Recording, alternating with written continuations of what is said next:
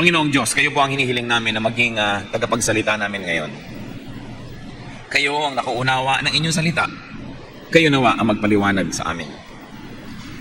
Payapain niyo po ang aming loob, kung ano man ang aming iniisip, ano man ang umaabala sa aming mga guni-guni, ano man ang maaaring magbigay ng discomfort sa aming katawan. Sinusuko namin sa aming puso, isip at pangangatawan, pati ang aming kalagayan, aming kalusugan. Kayo po, Panginoon, ang siyang maghari sa aming buong pagkatao. Enable us to hear you, to understand you. Teach us, O God. Buksan niyo po ang pinto ng inyong salita at ipaliwanag sa amin ang mga hiwaga nito. At nang sa ganon, maging kapakinabangan sa iyong mga anak ang pagkakaalam ng iyong mga salita. Walk in our midst, O God, dispense blessings, heal our spiritual infirmities, forgive us our sins, cleanse us, make us whole, and may you imprint in our minds and hearts your lesson for us today. Protect us from falsehood, protect us from lies and deception, and also, Lord, protect us from evil men and evil spirits. In the name of Jesus, your Son, we rebuke the work of evil, and we bind the work of evil men and evil spirits against this holy assembly. And we also ask you, Lord, protect our loved ones who are not with us right now. Teach us, walk in our midst, let your light shine upon us, glorify yourself. Father God in heaven, we praise you, we thank you, and we ask this in the name of Jesus our Lord. Amen. Ano po ang 8 marks of fools? Unang-una, fools are rebellious. Mahilig lumaban sa otoridad, mahilig na lagi na lang maghimagsik, mahilig na lagi na lang umimbento ng mga gyera. Psalm 107 verse 17, some became fools through their rebellious ways and suffered affliction because of their iniquities.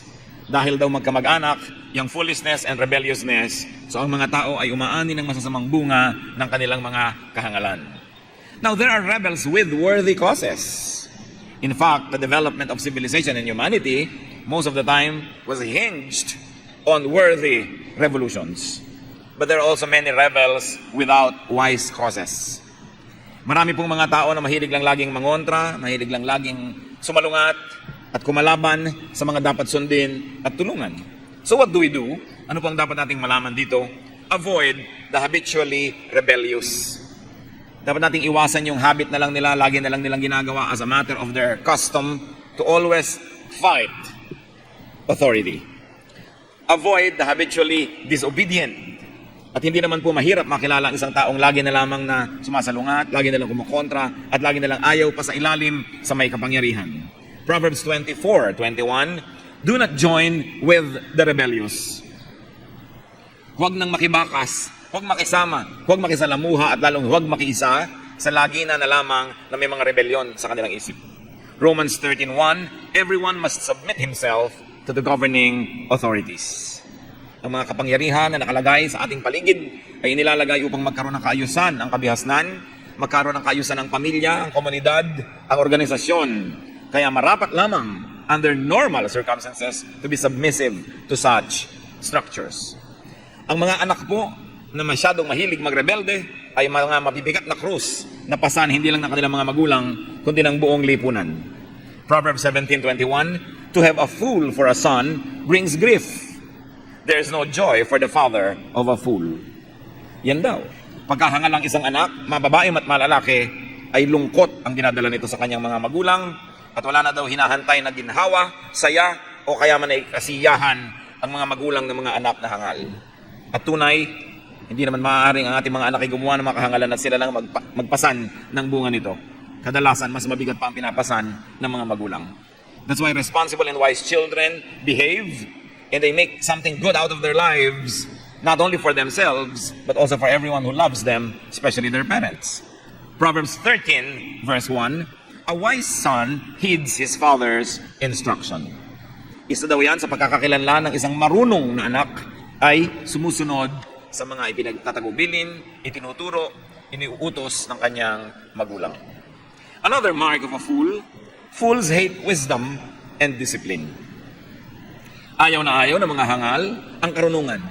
Sapat ang karunungan ay nakakasilaw, nakakapagpahirap ng kanilang kalooban at nagbibigay ng comparison and contrast at lalo lang nagiging malinaw ang kanilang mga kamalian. And also, fools hate discipline. Ayaw nila noong may mga batas. Ayaw nila na pinapairal mo ang batas. At ayaw nila itinutuwid ang mga nagkakamali. Proverbs 1:7. The fear of the Lord is the beginning of knowledge, but fools despise wisdom and discipline. Yan ang kinamumuhian nila, karunungan at katuwiran at disiplina. Fools hate disciplinarians. Ayaw na ayaw ng mga hangal yung mga disciplinarian. Sino po ang mga iniibig ng mga foolish people? Fools love teachers who do not teach. Yan ang favorite teacher nila, yung laging absent. Ang favorite teacher yung ayaw magturo at lahat pasado na, kahit na hindi naman dapat. Fools love leaders who do not lead. Yan ang gusto nilang leader, yung kaya nilang pasunurin, kaya nilang paindakin sa kanilang mga tugtog, mga leaders na mga walang backbone at kaya nilang mapasunod sa kanilang mga bisyo at sa kanilang mga kapritsyo. And fools love law enforcers who do not enforce the law. Kaya ayaw ng Panginoon sa mga foolish people because if they will take governance of the earth, there will be chaos. Sapagkat ang kanila lamang tanging batas ay ang kanilang sariling damdamin at ang sarili nilang nagugustuhan sa panahon na nagugustuhan nila yon. Meanwhile, ang mga marunong na estudyante, yan ang nagmamahal sa mga terror teachers. Yan ang nag-a-appreciate. Ang mga marunong na mga mamamayan ay kanila pong pinapahalagahan ang mga batas at sinusunod ito. At ang mga marunong na nga tagasunod, minamahal nila at pinapahalagahan ng istrikto na mga pinuno. Yun lang mga hangalang ayaw sa mga istrikto, sapagkat sa strictness na yon ay napuputol ang kanilang mga pakpak at kanilang mga bagwis ay naitatali at sila ay naigagapos at hindi sila makalikot sa mga kalikot ang gusto nila sa buhay. So madali pong malaman kung ang tao ay marunong o hindi. Gusto niya law and order. Gusto niya na mayroong katiyakan ng mga bagay. Alam mo na pagka may isang bagay na mangyayari sa ganung araw ay nangyayari nga, na dito tatawid ay dito nga tumatawid ang mga tao at dito paparada ang sasakyan ay doon nga nangyayari yon. At may kaayusan. Alam mo kung paano kakikilos at paano ilalagay ang iyong sarili. When foolish people take over any system, there will be chaos and disorder and pain and sorrow for everybody. Fools hate knowledge. Fools hate learning. They hate tutelage. Sabi sa Proverbs 1:22, how long will you simple ones love your simple ways? At yung pong simple na ginagamit dito ng version ng Bible na ito, ibig sabihin foolish. In other words, how long will you foolish ones love your foolish ways? How long will mockers delight in mockery and fools hate knowledge? Ang mga tao po na hindi nagmamahal sa karunungan, ang mga taong hangal, ang akala nila sa pag-aaral ay isang uri ng parusa. Fools consider schooling a torture, and fools consider schools as something to graduate from. Kaya sila pag-graduate na pag-aaralin, hoy, ayoko nang magdala ng notebook ha, kahit kailan ulit, graduate na ako. Hangal yun. Sapagkat yung tunay na marunong, gusto pa niya mag-aral kahit malang seminar, kahit malang attend, kahit self-study. Pero sabihin, eto, may diploma na ako, nakakabit sa dingding namin, tapos ang pag-aaral ko, isang malaking kahangalan. So, tanongin niyo ang sarili niyo, hangal ba ako? I feel accomplished na ba ako may diploma na dito sa aking dingding? Alam niyo po, ang tunay na ginagawa ng mga paaralan, alam niyo po, ang tunay na layunin ng edukasyon, hindi para tayo matuto. Para malaman natin na tayo mangmang. Kasi sa araw-araw na ipinamumukha sa'yo, merong hindi mo pa alam kahapon, nalaman mo ngayon, hindi nyo alam last year, nalaman nyo ngayong taon na ito, dapat yun, bumuka ang ating isip na meron palang rule na bigla akong may malalaman ngayon at saka ko lang malalaman na yesterday hindi ko yun alam. That yesterday I thought I knew what I had to know, but now because I now know what I have to know, then I realized that yesterday I did not know it. Kaya ang pag-aaral ay isa lamang pagpapamukha sa atin ng ating kamangmangan. Kaya hindi dapat nagiging mga palalo at mayayabang yung mga nag-aaral. That's why true wisdom leads to humility. Because you begin to know that you do not know. And because you know that you do not know, you make your heart teachable. You open your eyes and ears, and you open your heart to instruction, to correction, to revisions. That nothing is ever permanent as far as knowledge is concerned. That only a fool does not change his mind. Yung mga ayaw na magpalit ng iniisip nila dahil yun na ang pumasok sa isip nila, isang uri ng kahangalan. Sapagkat kung meron tayong napatunayan na higit na mataas na uri ng karunungan, dapat nating palitan yung karunungan na yan sa ating utak nang mawala ng laman yung space na yon at na magkaroon ng espasyo sa isang bagong karunungan. Isang mahalagang bagay mga kapatid, patuloy na pag-aaral. Nobody really gets to know what there is to be known. But what is important is to keep on knowing more and more things. Patuloy na pag-aaral, pagsisikap, at patuloy na pagpapalago ng ating isip. Fools are complacent.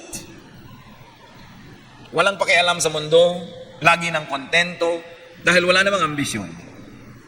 Fools feel successful because they have no goals to reach. And therefore, they don't know that they never reach any goal at all.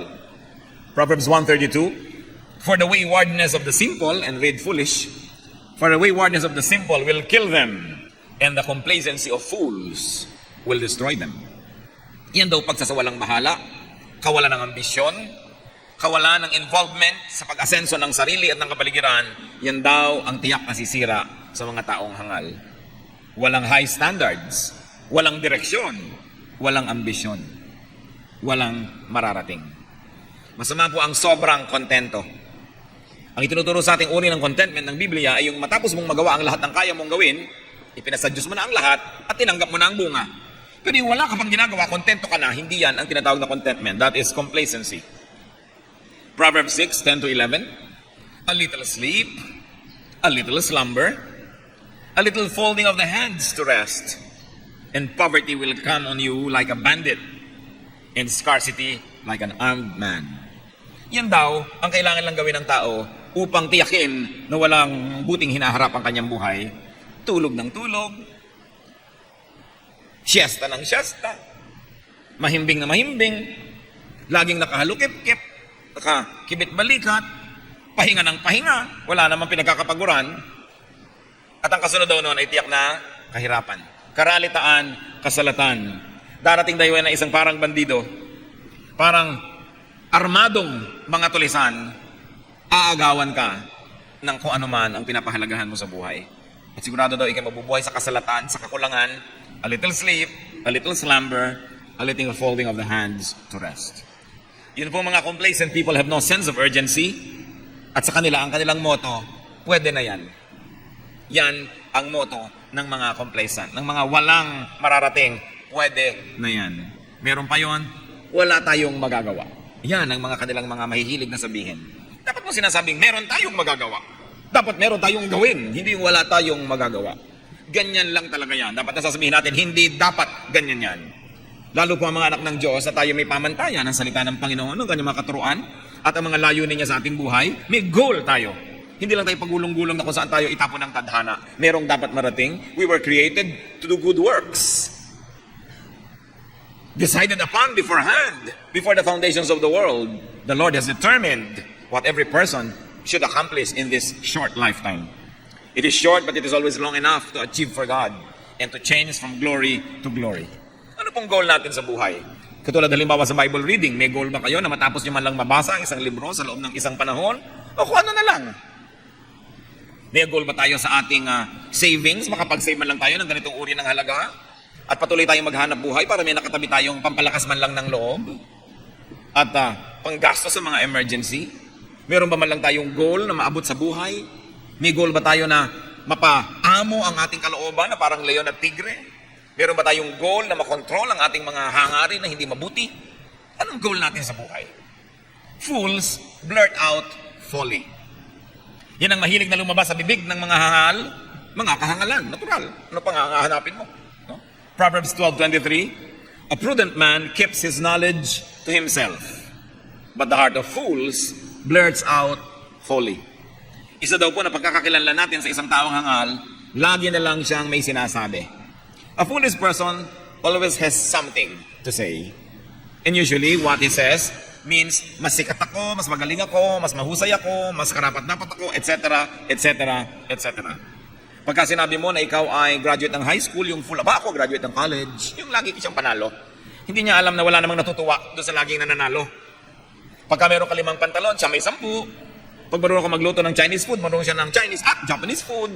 These are foolish people. Hindi naman tinatanong kung anong alam nila, dinidisplay. Wala namang natutuwa sa ganun. Di ba natutuwa ba kayo sa ganun? Yung lagi napapatungan ng patun nyo. Lagi na lang meron siyang last say. Lagi na lang siyang panalo. These people will not make friends. And many of these types of people never learn even though they're already old. Lagi na lamang na mas mahusay sila, mas magaling at kung ano-ano pa. At pag may kinukwento sila, pag may sinasabi, puro walang kakwenta-kwenta. Sabi nga nila sa Bulacan, walang kapararakan. Mga walang katorya-torya ang mga bagay, ang mga topic. Pumunta kami, umakyat nga kami, ang laki ng bayabas, tahawanan kami.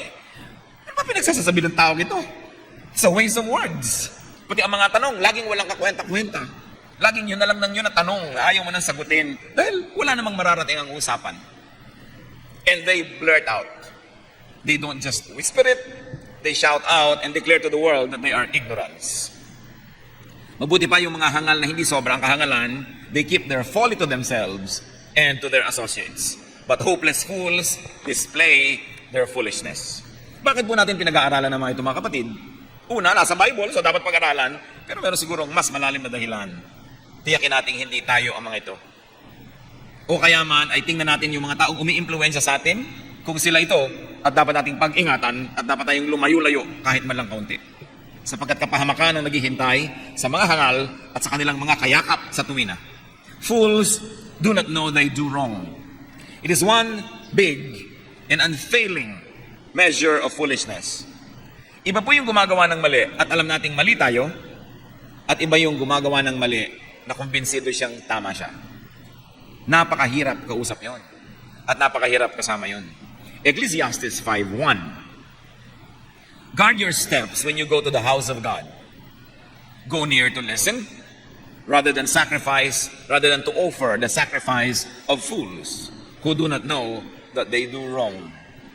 Mayroon palang mga tao na gumagawa ng mali at nakikipagtalastasan pa nga sa Diyos na walang kamalay-malay na mali ang ginagawa nila at hindi nila dapat pinagagagawa ang mga yon.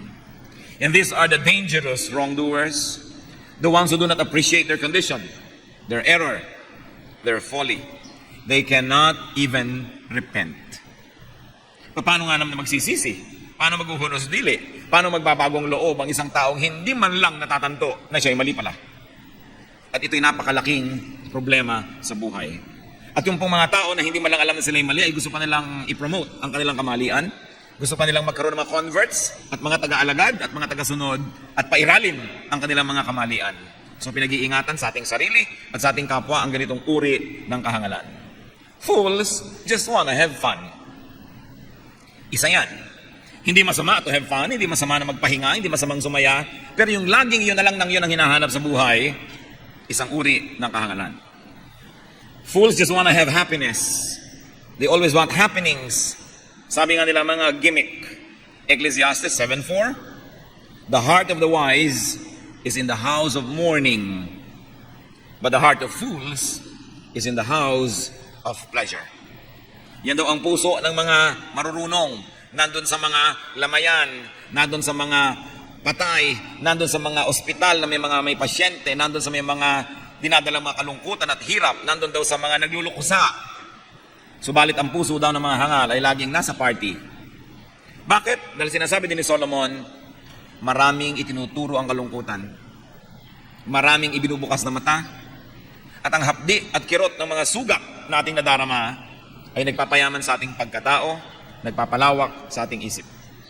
Kaya kahit sa mga artista, iba ang nagiging performance ng mga nagkakaroon ng maturity at mga karanasan, lalo't mga nasaktan sa buhay, nagkakaroon ng depth, lalim ang kanilang performance. Pero yung tao na laging gusto fan center, laging gusto nagmo-malling na lang, puro gimmick, puro casino, puro pagpapasarap sa katawan, at walang balanse na pagtatrabaho, pagsisikap, at pagharap sa mga krus na dapat pasanin, this is a sign of foolishness. Ang marurunong na tao hindi umiiwas sa mga hilahil at lungkot. Hinaharap ito. Because you learn from every lonely day. And also, that is a difference between wise and foolish people. Foolish people go through difficulty, they go through sorrow and pain, at bukas gagawin na naman uli nila yon na parang wala silang natutunan. Habang mahirap na nagdadala ng lungkot, subalit kung ang mga kapaitan ay nagpapayaman sa ating pagkatao, nagtuturo sa ating lalong maging makatao at maramdaman natin ang dinarama ng iba. Malagay ang ating sitwasyon sa kanilang sitwasyon upang tayo mas maging mapagtangkilik, matulungin, mahabagin. Yan ay nagpapayaman sa atin.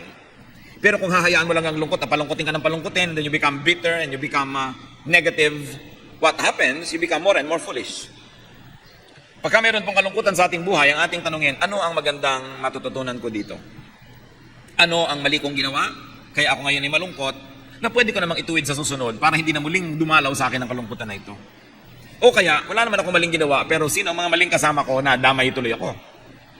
Sapagkat tinuturo ng Biblia na pag-ingatan ko sinong kasama, pag-ingatan ko sinong kasama mong namumuhunan, Pag-ingatan kung sino ang iyong pakakasalan, sapagkat walang pwedeng disaster na mangyari sa mga tao ito na hindi tayo madadamay, sapagkat tayo lapit-lapit. Kaya nga pati yung mga damo na tumubo sa gitna ng mga maayos na halaman, ay gustong bunutin agad-agad ng mga tao, at sabi ng Panginoong Hesus, huwag niyong bunutin, sapagkat sa ilalim ng lupa ay buhol-buhol ang mga ugat niyan. Pag binunot ninyo yung damo, ay mabubunot din yung mga mabubuting halaman. Hintayin yung tumibay muna mga ugat ng mabubuting yan bago nyo bunutin ang damo. Sapagkat nagkakabuhol-buhol ang ating buhay, one mark of a fool, nakikipagbuhol siya ng buhay niya kahit na lang kanino. Nakikisama, nakikisalamuhan, nakikisangkot kahit na lang kanino. Pinipili natin yun. At number 1 na iniiwasan mga kapatid, makisangkot sa mga chismosa at chismoso.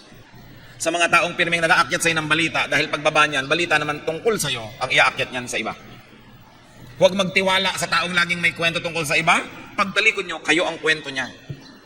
Huwag sumasali sa mga gulo, sapagkat yung mahilig makinig sa mga chismis, pag may nagsabunutan na dalawa, sangkot kayo, tatawi, singa ang may sabi, masasama at masasama ka sa gulo. Avoid such people. That's why we are studying the marks of fools, so that they will have very minimal or no negative effect on our lives at all. Fools are easily angered, madaling magalit, madaling galitin. Fools are easily provoked. Kaya nakikita niyo po, nababasa natin kuminsan sa mga dyaryo, nagbarilan dahil lang sa parking lot. Kuminsan ay nagkapatayan dahil lang nagkainisan ng konti. Ganon ba ang halaga ng ating buhay na isusuong mo sa panganib dahil lang nainis ka? Ecclesiastes 7:9. Do not be quickly provoked in your spirit, for anger resides in the lap of fools. Huwag daw agad-agad na nagagalit, sapagkat yung galit, yung ngit-ngit, yung puot, ay kalong-kalong ng mga hangal. Doon yan kumakalong. Kaya kung ayaw niyong magkalong ng apoy na naglalagablab, kailangan suriin ang ating sarili. Madali ba tayong magalit? Ngayon, kung madali kayong magalit nung kayo ay 20 years old, sige, 20 naman kayo eh. Pero yung 21 kayo, madali pa rin kayo magalit, parang wala tayong natutunan in 1 year's time. Eh, paano kung 30, 40, 50 na kayo, magagalitin pa kayo? In fact, 70 years old na kayo, lagi pa kayo nanggagalaiti. Parang wala naman tayong natutunan sa buhay. Babaunin nyo na sa pagtanda ang simangot, yung galit. Yung pag nasa kusina kayo, lahat ng kasambahay nyo nandun sa sala. Pagpunta nyo sa sala, alis lahat ng tao, punta sa kusina. Walang ginagawa ang tao, kundi iwasan kayo dahil sobra kayo magagalitin.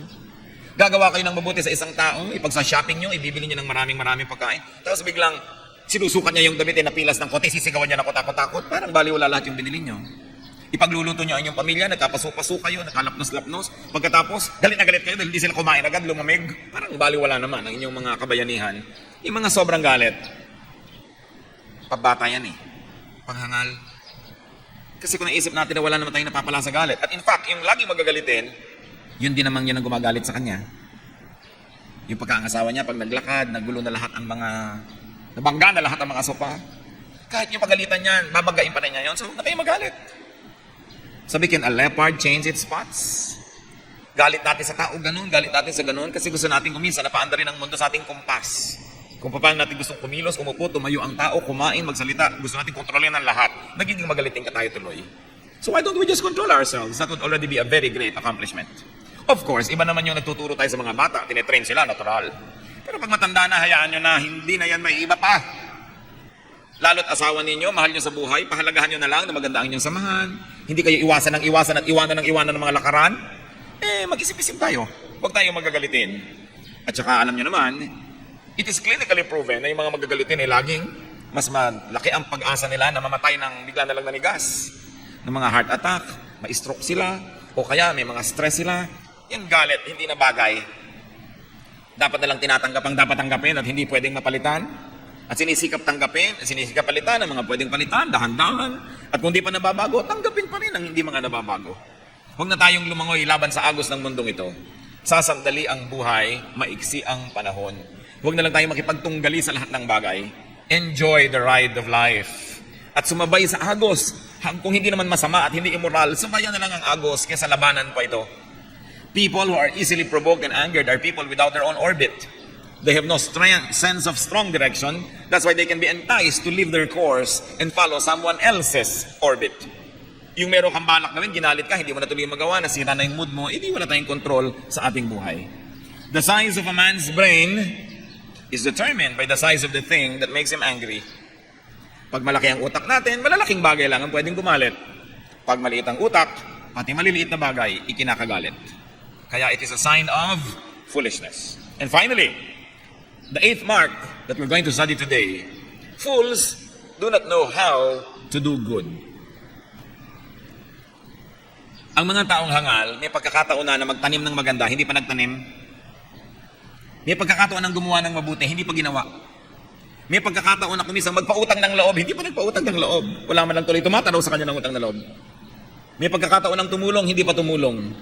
Isang mark of a wise person, you know when it is a good time to plant a good seed.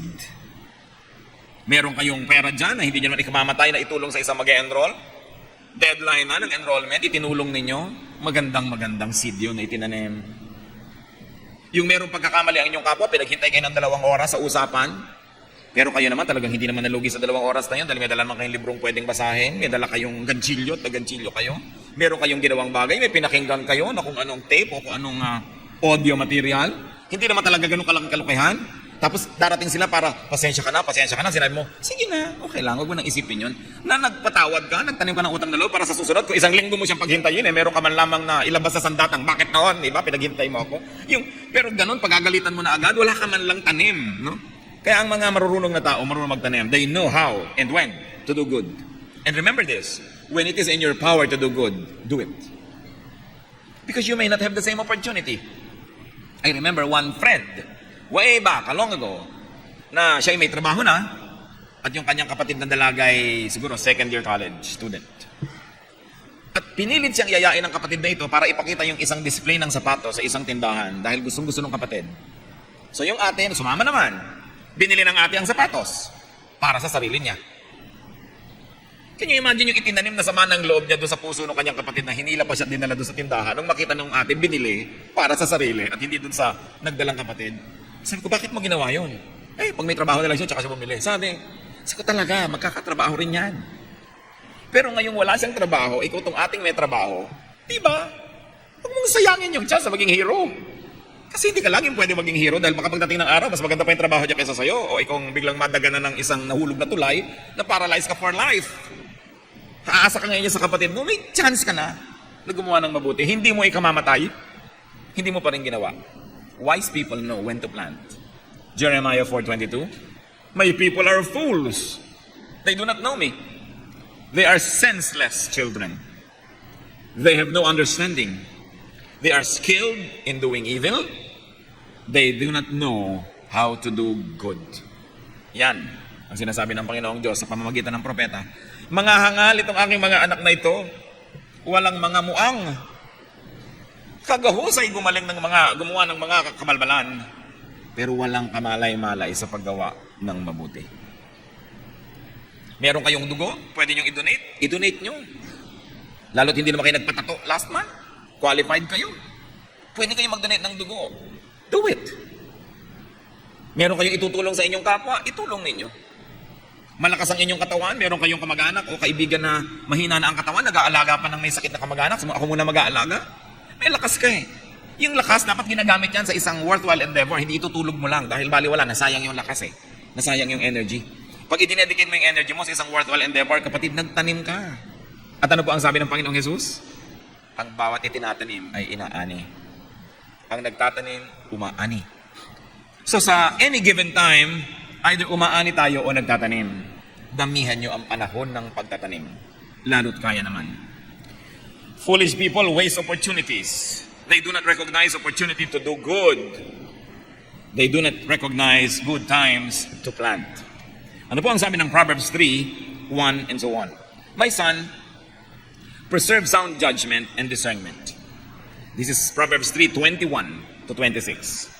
My son, preserve sound judgment and discernment. Do not let them out of your sight. Kailangan marunong ka. At yung alam mo, huwag mong kakalimutan. Preserve it. Sapagkat ang alam, hindi mo pa usually kailangan yan sa oras na nalaman mo yan. Kailangan parang libro, ilagay mo sa shelf, sa iyong utak. At pag naaalala mong may kailangan ka, pwede mong hugutin ang librong yan, buksan at makita ang nakasulat doon. Sabi, lahat ng nalalaman mo, i-store mo sa iyong utak. Reviewin mo. Sa mga panapanahon, ano nga bang nalaman ko tungkol sa pagluluto? Anong nalaman ko tungkol sa carpentry? Anong nalaman ko tungkol sa pagtitiklop ng damit? Dapat nakatago lahat sa iyong utak sapagkat hindi mo alam, bigla-bigla mong kakailanganin. Sabi, do not let them out of your sight. They will be life for you, an ornament to grace your neck. Yun daw karunungan, higit na magandang dekorasyon sa ating leeg kaysa mga kwentas. Hindi na i-snatch, hindi nawawala, hindi kumukupas, at hindi ipapalulun sa iyo ng magnanakaw kung nagkataon. Sabi, kailangan meron kang karunungan. Then you will go on your way in safety and your foot will not stumble. Yan daw ang pinakamagandang paraan ng paglalakad ng hindi ka matatalisod, yung may kaliwanagan ng iyong isip. Alam mo kung saan dadaan, alam mo kung paano tatahak sa landas na yon. When you lie down, you will not be afraid. When you lie down, your sleep will be sweet. Gano'ng karami po ang pag nahihiga ay tulog? Ang sarap nun. Hindi ka nag-aalala, hindi ka natatakot sapagkat alam mo na marami kang ginawang mabuti, alam mo na marunong ka, at yung mga itinanim mo, baka pagising mo, ayan, harvest time na. Have no fear of sudden disaster or of the ruin that overtakes the wicked. For the Lord will be your confidence and will keep your foot from being snared. Ito po ang isa sa mga takot ng tao, yung biglang merong mangyaring disaster. Biglang mawala ng trabaho. Biglang magkaroon ng sakit. Biglang masunugan ng bahay. Biglang maghirap. Biglang maiba ang tinatamasa sa buhay. Pero sabi po ng Proverbs 3:21-26, kung ikaw ay nagpapakarunong at nabubuhay ka ayon sa karunungan, di mo kailangang mangamba na biglang-biglang dadagukan ka ng kapalaran. You know why not, brothers and sisters? Because disasters don't just happen instantly. Usually, they seem to happen instantly, but disasters are long in the making. Maging ang pagbagsak ng mga imperyo, hindi dahil sa isang digma na natalo sila. Kadalasan ito'y matagal, dahan-dahang pagkabulok ng kanilang kabihasnan. Pati ang pagkawasak ng isang pamilya, hindi pwedeng may ginawa si Mr. na wrong today tapos wasak na ang pamilya nila bukas. Usually mga 1 buwan, 2 buwan, 3 taon, 5 taon niyang ginagawa yun, dahan-dahan, unti-unti hanggang biglang sumambulat. No? Pati ang mga kabiguan sa negosyo, hindi ka naman biglang mabili kahapon, bukas nagsara ka na dahil lugi ka. Usually dahan-dahan niya, napatipuhunan, ginagastos mo, nakukupit-kupitan ka ng kung sino-sino, wala kang stock control, ang inventory mo, gulo-gulo, dahan-dahan, bago biglang sumambulat isang araw na bumagsak na palang negosyo mo. But it cannot happen overnight. It takes a lot and a long process to destroy something. Maging ang kalusugan natin, hindi pwedeng bilang, ay, ang lusog-lusog mo ngayon, bukas bigla ka na lamang na mayroong problema sa kalusugan. Dahan-dahan usually yan. Mga ilang taon ng pagkain mo ng mga maling pagkain, mga ilang buwan o taon ng pagpapabaya sa kalusugan bago sumambulat. Kaya sabi, kung ikaw ay nabubuhay araw-araw, oras-oras, sa konti-konting karunungan, huwag kang matakot na bigla ka na lamang nababagsakan ng langit. Sapagkat hindi ganon ang paraan ng Diyos. Ang Diyos ang mag-iingat sa iyo kung ikaw ay sumusunod sa kanyang mga katuruan. Know and recognize foolishness from wisdom. And very importantly, know and recognize fools from wise people. Kaya ang tanong natin, ako kaya ang pinag-uusapan ng mga verses na ito? O partly ako, partly ang mga tao sa aking paligid? Ano ang dapat kong gawin sa aking sarili? At anong dapat kong gawin sa aking pakikipagmabutihan sa mga tao na according to this definition ay foolish pala? Avoid the mistakes. Avoid the deeds and works and influence of fools. Avoid foolish mistakes and be happy. Gusto niyo maging masaya sa buhay? Pag tayo ay wise, we will not always be happy. Dahil nga ang kasama sa wisdom, hinaharap mo ang dapat harapin, ang lungkot na dapat gawin. We may not always be happy, but one thing is sure, you will never be very sad. And definitely, you will not be always sad. Aming Diyos, salamat po sa inyong mga paalala. Hinihiling namin, Panginoon, na tumimo sa aming isipan ang inyong mga salita. Bigyan niyo kami, Lord, ng practical wisdom para ma-i-apply namin sa buhay namin ang mga paalalang ito. Turuan niyo kaming mabuhay ng may karunungan at kung meron kami mga naging habit na, Panginoon, na mali, empower us according to your word to correct our ways. Kung kami, Panginoon, ay foolish influence sa iba naming mga kapwa-tao, patawarin niyo po kami at turuan niyo kaming ituwid ang aming mga buhay nang sa ganon, sino man na nai-impluensya namin ay mapatuwid din at mapabuti. At kung kami naman, pumapayag na kami akayin ng mga hangal at mga kahangalan, ituro mo sa amin ang iyong magandang pamamaraan at baguhin namin ang aming buhay. Panginoon, kung meron kayong mga anak dito na sobra ngayon na nagbabayad ng malaki dahil sa mga kamalian, ituro mo sa amin ang leksyon at matapos yun, Panginoon, ay angatin nyo na ang mabigat na kamay ng parusa sa mga kamalian at magkaroon ng panibagong simula ang mga kapatid. Ituro mo sa amin, Panginoon, that no one and nothing is beyond repair because you are a God of restoration. I-restore mo po ang aming mga pamilya, ang aming mga hanap buhay, kung ito ay nasalanta ng mga kamalian at mga kahangalan. Sa mga anak mo na nagkaroon na ng pagkakataong umasenso, magkaroon ng mabuting buhay, subalit sinira pa ito dahil sa mga kahangalan, bigyan mo nawa ng panibagong pagkakataon, O Diyos, lalot-lalot na pag-isip-isip at nakilala na ang kamalian. You are a God who gives second, third, fourth chances to your people. Ano man ang naging bad damage sa amin, Panginoon, ng mga kahangalan namin sa buhay, ituro mo sa amin ng leksyon, and then teach us to move on. Teach us to make the most out of what else is left in our lives. Magbulay-bulay tayo mga kapatid sa ilang saglit ng katahimikan. Magandang nag-iisip-isip. Lalong-lalo yung nagsasalitang wala naman akong dapat isipin, mas maraming dapat isipin ng mga ganong tao. Tingnan natin ang ating mga pamamaraan kung wise. At kung wise, thank God, make it wiser. At kung hindi wise, change our ways. And let the wisdom of God rule our lives. Ask God for a very personal application to your life sa kanyang mensahe ngayon.